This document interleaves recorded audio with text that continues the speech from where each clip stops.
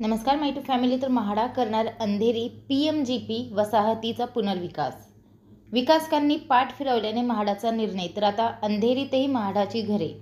तर काय आहे अपडेट, चला पाहूया सविस्तर माहिती. अंधेरी PMGP वसाहतीचा पुनर्विकास अनेक वर्षापासून रखडला आहे. यामुळे वसाहतीमधील इमारती धोकादायक अवस्थेत आल्या आहेत. या वसाहतीचा पुनर्विकास खाजगी विकासकामार्फत करण्यासाठी म्हाडामार्फत निविदा मागविण्यात आल्या.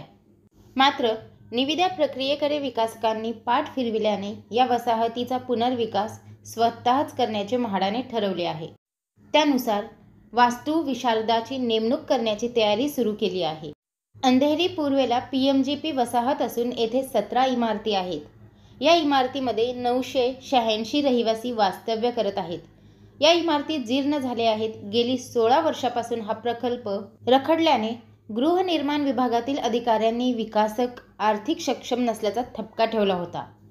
त्याप्रमाणे विकासकाचे पुनर्विकासाचे सर्व अधिकार रद्द करून हा पुनर्विकास म्हाडाने किंवा सक्षम विकासकाची नेमणूक करून करण्याचे निर्देश गृहनिर्माण विभागाने म्हाडाला दिले होते.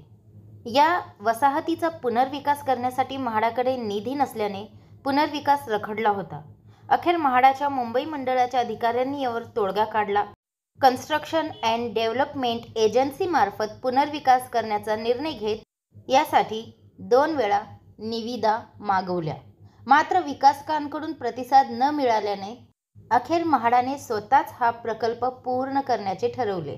वसाहतीच्या पुनर्विकासासाठी वास्तू विशारदाची नेमणूक करण्याचा निर्णय म्हाडाच्या मुंबई मंडळाने घेतला आहे.